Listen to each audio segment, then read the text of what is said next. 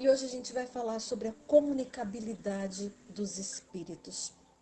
A doutrina dos espíritos ela é sustentada por pilastras mestras, que são os chamados princípios básicos, são as suas ideias fundamentais. E é a partir da aceitação desse conjunto de ideias, desse conjunto de princípios, que uma pessoa pode ser considerada ou pode ser reconhecida espírita. Alguns autores dizem que espírita só o é aquele que aceita todos os princípios, sem deixar nenhum de fora. Os elementos desse conjunto também variam de autor para autor, e a gente encontra listas que partem de 5 e que vão até 25, já vi rapidamente até um que tem 30 princípios básicos. Eu acho que quando uma coisa é básica, ela tem que ser o mais resumida possível, até porque às vezes um princípio envolve muitos outros, na explicação de um deles apenas. Mas o que está de comum em todas as listas? A comunicabilidade dos espíritos está presente em todas elas. E o que é requisito para se compreender de comunicabilidade dos espíritos? É crer racionalmente e aceitar a existência de Deus como inteligência suprema, como causa primária de todas as coisas. Acreditar na imortalidade da alma. Acreditar na reencarnação, na pluralidade dos mundos habitados. Esses são os requisitos básicos para a gente compreender, para a gente entender, para a gente aceitar a comunicabilidade dos espíritos. Porque se a gente não crer que há outros mundos, então fica difícil compreender onde habitam esses espíritos. Se nós não cremos que a alma sobrevive ao corpo, que já pré-existe a ele, inclusive, e portanto é imortal, como que se dá essa comunicação? Se dá comunicação com quem? No livro dos Espíritos, na segunda parte, no capítulo 9, na questão 459, Kardec pergunta: influem os espíritos em nossos pensamentos e em nossos atos? Ao que respondem os espíritos: muito mais do que imaginais. Influem a tal ponto que de ordinário são eles que vos dirigem. Então, o que são os espíritos? A gente continua seguindo no livro dos Espíritos, as questões 76, 84, 85 e 86 da segunda parte do capítulo 1, em que eles dizem, os próprios Espíritos dizem, que pode-se dizer que os Espíritos são os seres inteligentes da criação, povoam o universo fora do mundo material, o mundo dos Espíritos ou das inteligências incorpóreas e não imateriais, que pré-existe e sobrevive a tudo. O mundo espírita pré-existe e sobrevive a tudo. E que, como o mundo material, esse em que nós vivemos, ele é independente. Mas o que acontece é que ambos vivem em incessante correlação, vivem em contínua reação de um sobre o outro. Isso é o que são os espíritos. Mas quem são esses espíritos? Os espíritos não são seres de outro mundo. Os espíritos são as almas das pessoas que viveram na Terra, que conviveram conosco. São os nossos familiares, são os nossos amigos, conhecidos, são os estranhos também, ilustres, famosos ou ordinários. As almas não são senão e os espíritos. Antes de se unir ao corpo, a alma é um ser inteligente que povoa o mundo invisível, que temporariamente se reveste com um invólucro carnal, que é o nosso corpo, para, numa encarnação, se purificar e se esclarecer.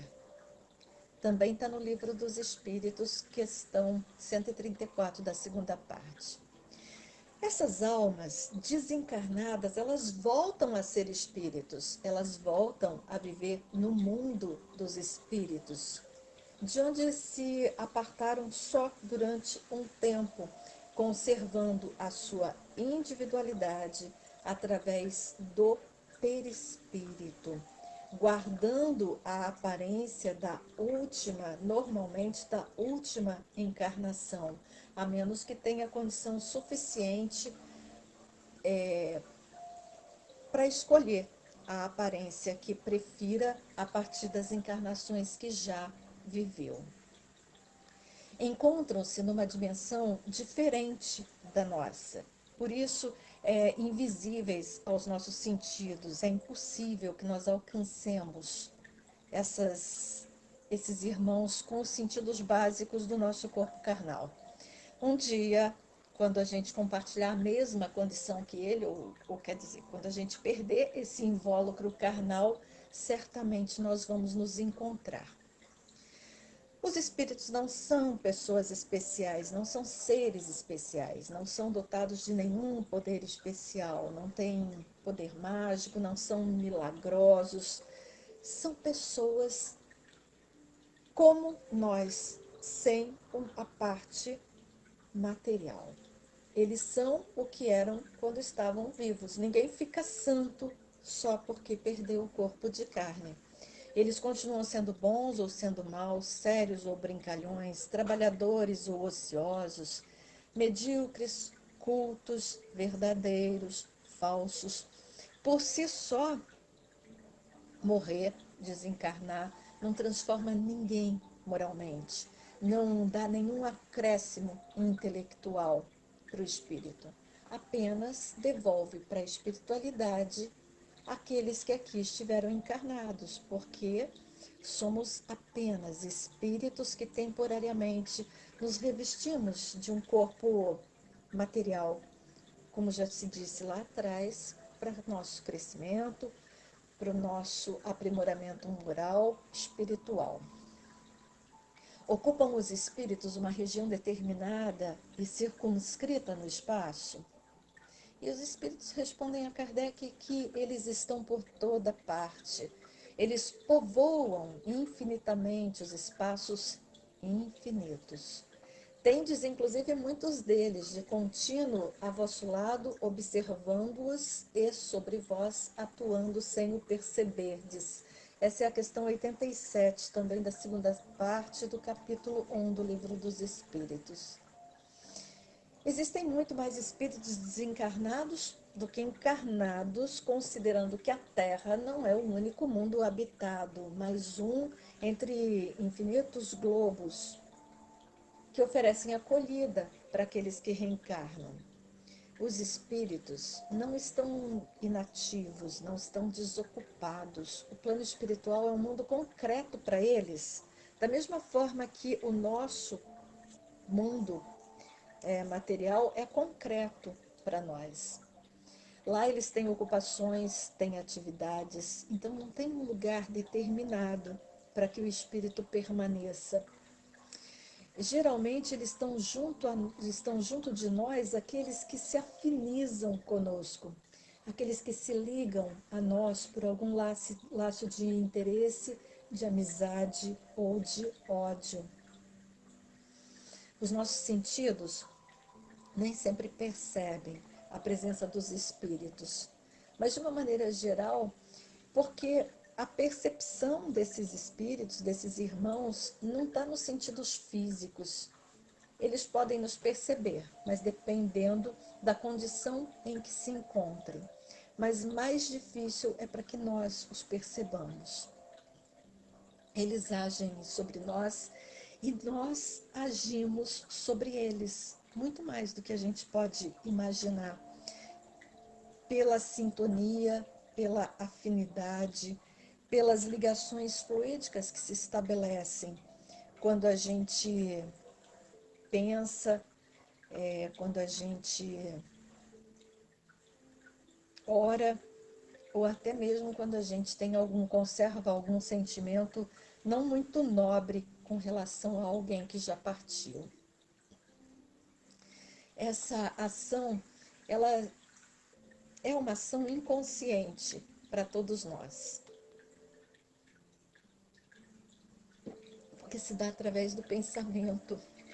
E o pensamento é o único meio através do qual os espíritos se comunicam conosco e podem fazer a qualquer momento. A gente não percebe essa comunicação.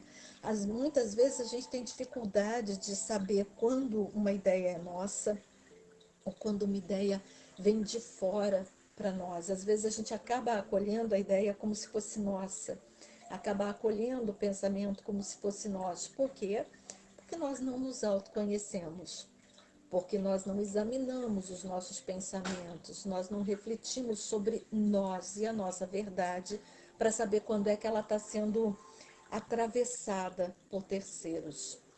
Se a gente percebesse a presença deles constante, tão constante ao nosso lado, talvez ficássemos constrangidos, talvez perdêssemos a espontaneidade e talvez não soubéssemos aplicar o nosso próprio livre-arbítrio. Comunicabilidade, no dicionário, é capacidade ou aptidão de se comunicar.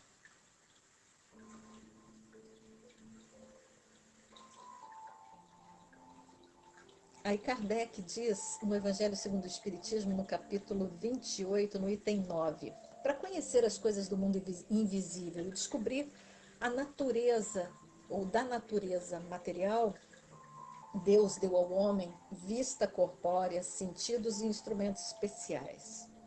O telescópio mergulha nas profundezas do espaço e o microscópio descobriu o mundo do infinitamente pequeno. Para peneirar no mundo invisível, Deus nos deu a mediunidade.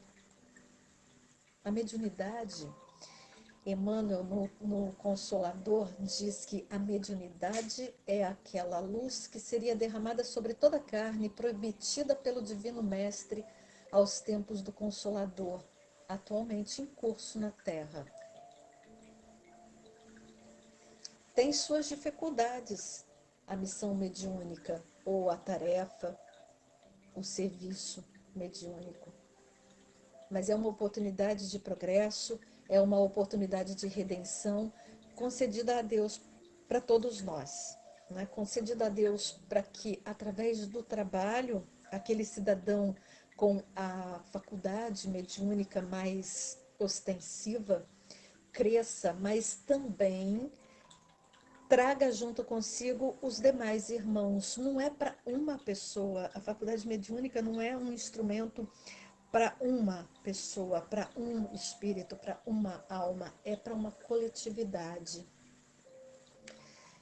E Emmanuel continua dizendo que, sendo luz que brilha na carne, é atributo do espírito, patrimônio da alma imortal. Então, nós já conquistamos essa faculdade. Não significa que ela vai ser para sempre nossa. A conquista e a manutenção depende de como nós empregamos, de como nós nos aperfeiçoamos para nos tornarmos melhores mediadores. É elemento renovador da posição moral da criatura terrena, enriquecendo todos os valores no capítulo da virtude e da inteligência, sempre que encontre ligada aos princípios evangélicos na sua trajetória pela face do mundo.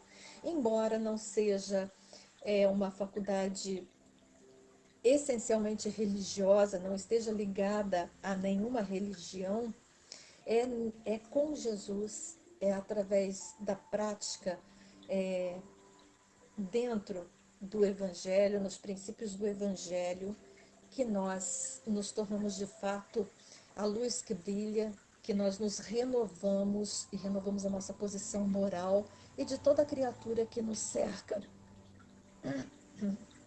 e com quem travamos contato. De um modo geral, todo mundo tem um certo grau de mediunidade porque todos somos influenciados pelos desencarnados. Efetivamente, médiuns não são tantos assim, que podemos chamar de propriamente ditos, porque são aqueles que empregam a faculdade para um contato mais ostensivo, para um intercâmbio mais atuante com os espíritos. Na atualidade, temos que reconhecer que no campo imenso das potencialidades psíquicas do homem existem médiuns com tarefa definida, precursores das novas aquisições humanas. E também está lá no Consolador, na questão 383 de Emmanuel. O espírito pode se comunicar através do médium, se puder e se quiser. São os espíritos que determinam a comunicação, não é o médium. Esse processo depende do tipo de mediunidade também. Pode ser psicofônica, através da fala, pode ser pela escrita, chamada psicográfica, por batidas, que são tipológicas. Mas o espiritismo alerta para um fato importante, que uma comunicação mediúnica qualquer não pode ser aceita cegamente, não pode ser aceita passivamente. Ela precisa ser analisada, precisa ser examinada com o devido critério, partindo-se do princípio que nem todos os espíritos são sábios, bons ou elevados. Indagados os espíritos sobre os graus de perfeição, eles respondem que, considerando-se os caracteres gerais dos espíritos, podem reduzir-se a 3 principais ordens. Os que atingiram a perfeição máxima de primeira ordem, que são os puros espíritos, a segunda ordem formada pelos espíritos bons, e a terceira, que é a dos espíritos imperfeitos. Há subcategorias há categorias hierárquicas dentro dessas ordens. Eu acho que se formos falar de todas vai ficar extremamente extenso, mas para quem quiser ler, vale muito a pena. Está na segunda parte, capítulo 1 do Livro dos Espíritos, da questão 101 a 113.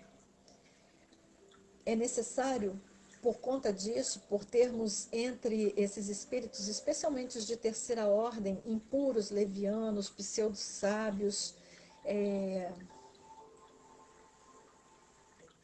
perturbadores, inclusive os neutros, é por isso que a gente precisa analisar todas as mensagens que nos chegam.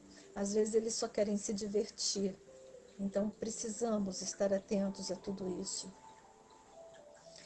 De um modo geral, as comunicações que vêm por um determinado médium dependem da sua conduta moral. É a conduta moral a responsável pela atração de espíritos desta ou daquela ordem, de espíritos desta ou daquela classe.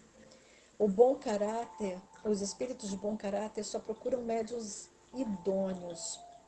Chico Xavier é exemplo de um médium bom.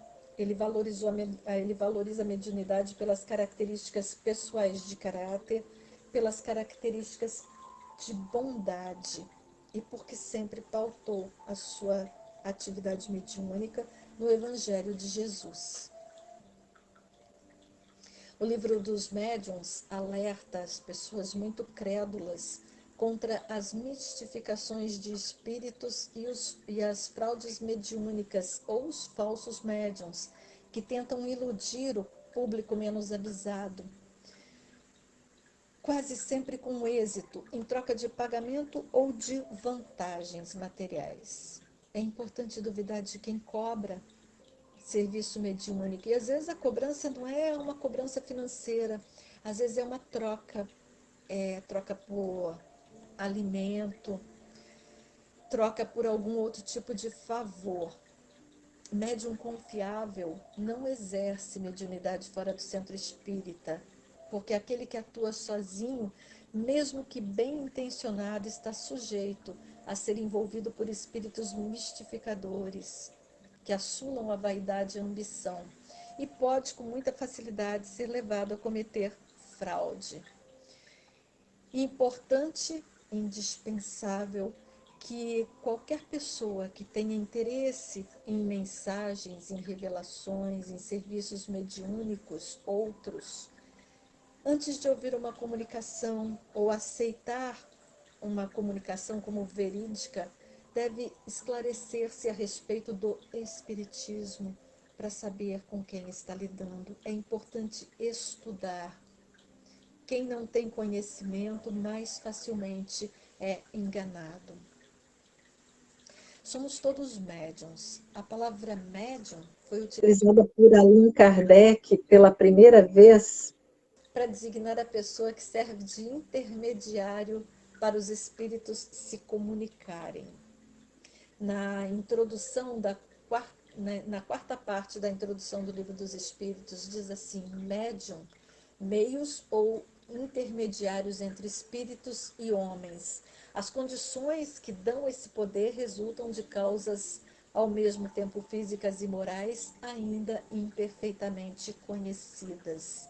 É, todavia, uma faculdade que se desenvolve pelo exercício.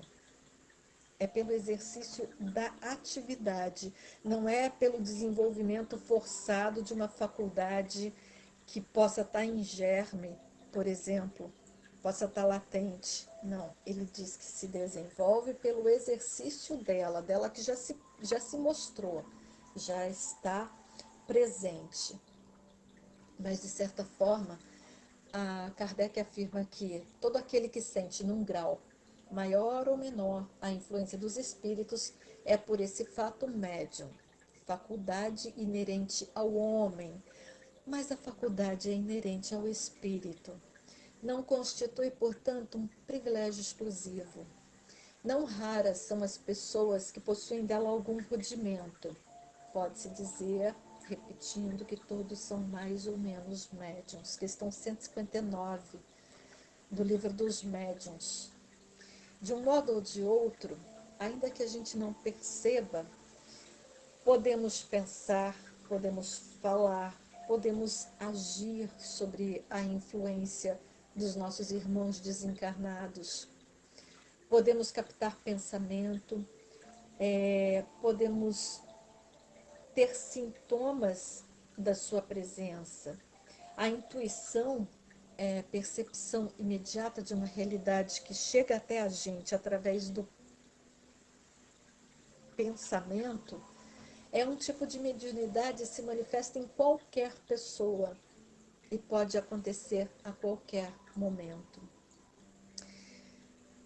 Na questão 159 ainda, Kardec diz que, melhor, os espíritos dizem que usualmente só se qualificam médiums aqueles em quem a faculdade se mostra caracterizada e se traduz por efeitos patentes de certa intensidade, o que então depende de uma organização mais ou menos sensitiva.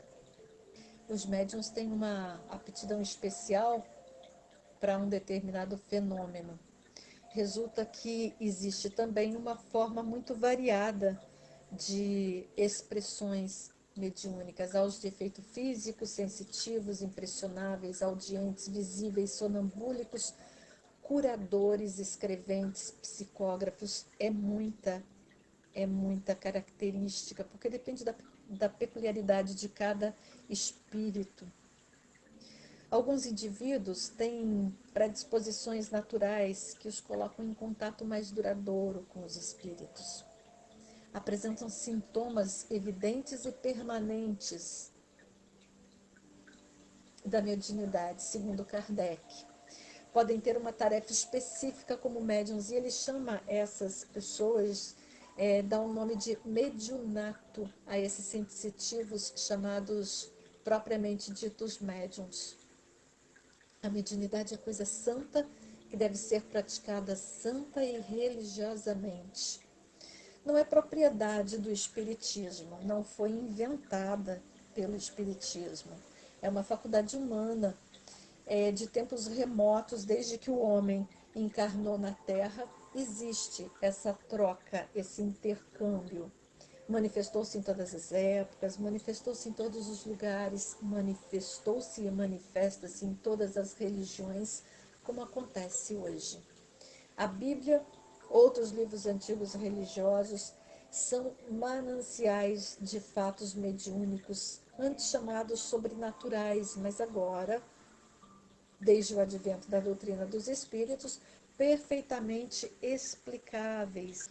Os espíritos, como estão por toda parte, não estão somente no centro espírita. Muitos pensam que é só no centro espírita que se dão as manifestações, mas não se dão assim. Podem acontecer, eles podem se manifestar em qualquer lugar, a qualquer momento, de forma mais ou menos ostensiva, e às vezes de forma sutil e natural, tão sutil, tão naturalmente que não se percebe. O Espiritismo só deu à mediunidade o tratamento próprio, estudou, dedicou-se com Kardec, que descobriu seus mecanismos e que concluiu que a mediunidade está a serviço do progresso individual e coletivo. A doutrina é um exemplo de que é um exemplo prático do intercâmbio. Chegou até o nosso mundo material através dos próprios espíritos. Foram eles mesmos quem a revelaram, são eles mesmos quem a atualizam. Eles trouxeram os pontos básicos e fundamentais para o conhecimento e para a utilização adequada da mediunidade. A mediunidade era bruxaria, era milagre, era manifestação demoníaca, ou era simplesmente objeto de diversão. Ignorância e preconceito contribuíram para essa forma distorcida de enxergar a mediunidade. A doutrina espírita apenas constatou e fez conhecer os seus fundamentos básicos. Toda forma de utilização da mediunidade, muitas delas completamente contrárias aos princípios ético-morais que o Espiritismo defende. Quando isso acontece, esse autor que eu estava lendo, ele diz que ele prefere chamar de mediunismo e não de espiritismo, porque a mediunidade, sendo um atributo do espírito, ela se manifesta em todos os lugares, não é propriedade de nenhuma religião, como a gente já disse antes. Então, espiritismo, quando ligada à doutrina dos espíritos ou ao evangelho com Jesus. E mediunismo, quando praticada de uma outra maneira. Existem médiuns fora do Brasil, por exemplo, que são médiuns forenses. Eles empregam a sua faculdade para ajudar a resolver questões policiais. A questão da educação e da mediunidade é muito importante. Bom médium, segundo Kardec, não é quem recebe facilmente os espíritos obsidiados, não é quem está sempre apto. Bom médium é aquela pessoa que tem um bom coração, que age para o bem, que não está à procura de vantagens imediatas, que não cobra pelo serviço prestado, nem mesmo o reconhecimento ou a gratidão, porque por parte daqueles que pode ajudar. Bom médium é médium bom. Ninguém poderá tornar-se bom médium se não conseguir despojar-se dos vícios que degradam a humanidade. Esses vícios se originam do egoísmo e com a negação do egoísmo surge o amor. Toda virtude se resume na palavra caridade. Todo homem pode tornar-se médium, mas a questão não é ser médium, é ser bom médium, o que depende de qualidades morais. É da Revista Espírita, de 1863, esse texto. Os médiuns e os espíritos. Desenvolver a mediunidade. Desenvolver a mediunidade não é empregar técnicas que facilitem a comunicação repetidas vezes. É muito mais do que isso. Ninguém desenvolve mediunidade se não se desenvolver a si mesmo. se não estudar a doutrina, se não tomar consciência de que o verdadeiro espírita é aquele que se esforça para se transformar moralmente.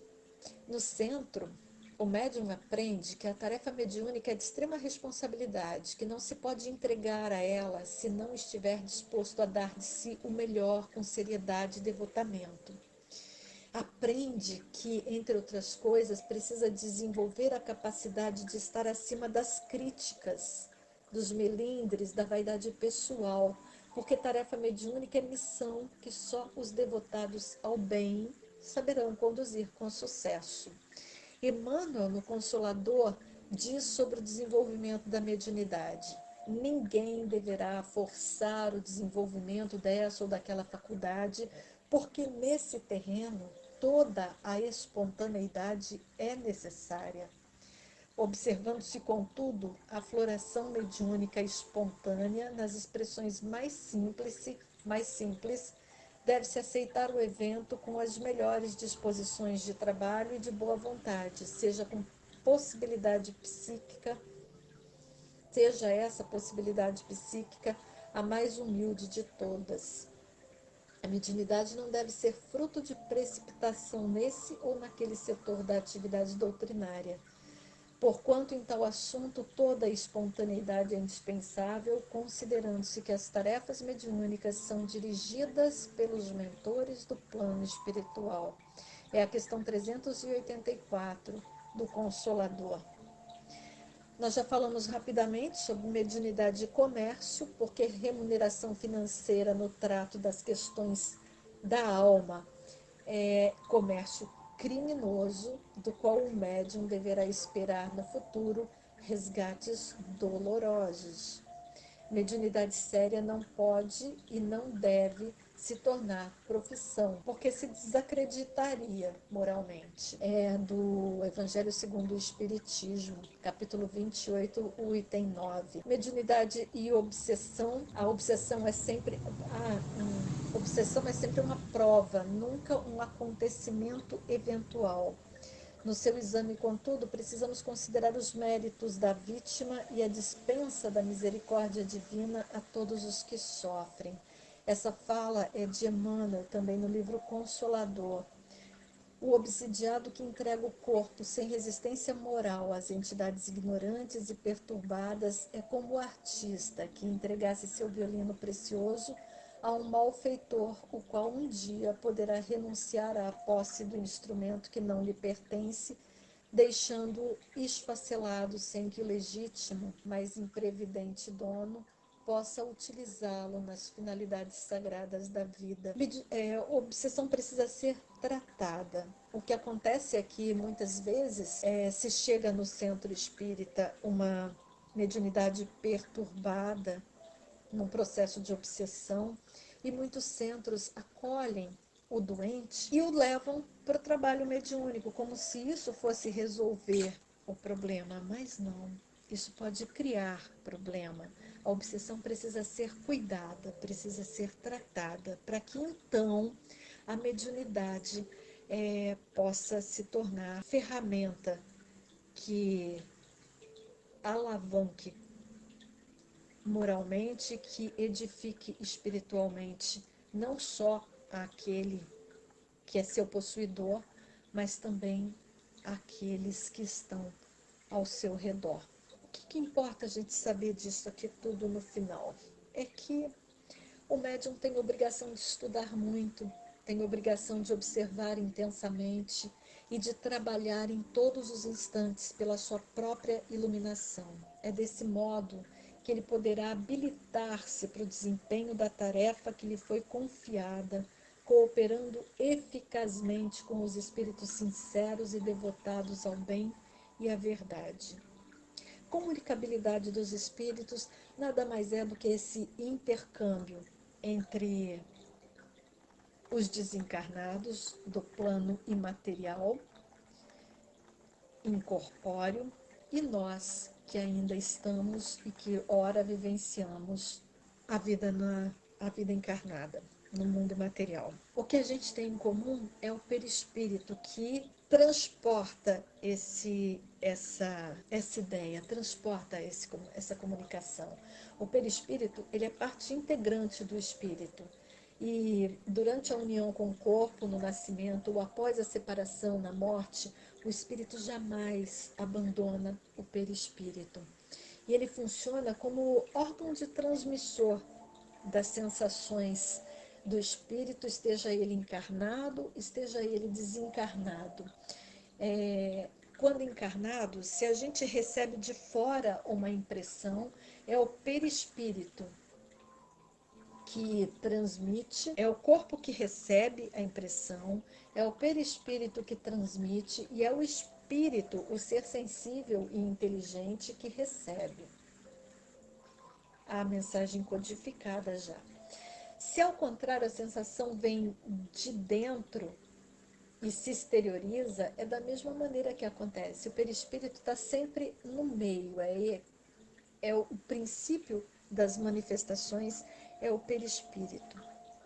É ele que facilita esse intercâmbio entre os dois mundos. Somos considerados médiuns porque intermediamos, estamos no meio, mas sem essa parcela semimaterial de que todos nós nos revestimos, essa comunicação, ela entraria no campo da impossibilidade. É como se a ideia, o pensamento, navegasse nesse mar, nesse fluido imaterial, nos atingisse, impressionasse o outro pensamento. Importa que estudemos, importa que compreendamos, como diz André Luiz, que o fenômeno passa, o fenômeno sempre passa. André Luiz diz que mediunidade é processo, que doutrina é realização. Processo passa, mas a realização permanece. Mediunidade é pormenor, doutrina é base. Pormenor é superfície e base é substância. Mediunidade é fenômeno da alma, doutrina é alma do fenômeno. Em síntese, mediunidade é trabalho da criatura humana e a doutrina é Jesus de braços abertos. A doutrina é a mensagem do Cristo redivivo. A mediunidade é a atividade que nos promove dentro dessa doutrina, se bem aplicada, se bem trabalhada sob a égide do amor do Cristo.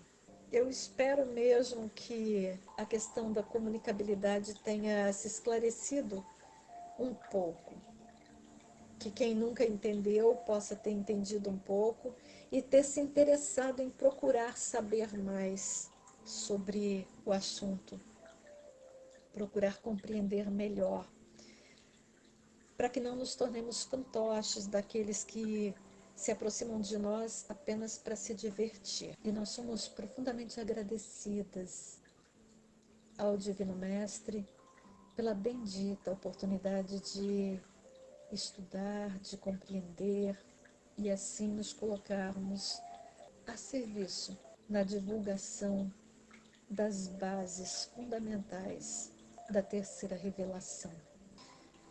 Rogamos a Jesus as bênçãos providentes e misericordiosas, confortadoras, consoladoras, fortalecedoras e quiçá curativas sobre toda a humanidade. Possa visitar todos os corações que se encontram cansados, todas as almas oprimidas e deprimidas por suas perdas, por suas dores. Possa visitar todos os hospitais, todos os lares, aspergindo acréscimos de misericórdia, fortaleza, esperança nos corações dos que trabalham, dos que padecem. Que sejamos todos, que nos sintamos todos profundamente cuidados, que nos sintamos todos abençoados, pacificados por Jesus e por nossa Mãe Maria em todos os nossos dias. Que assim seja, graças a Deus.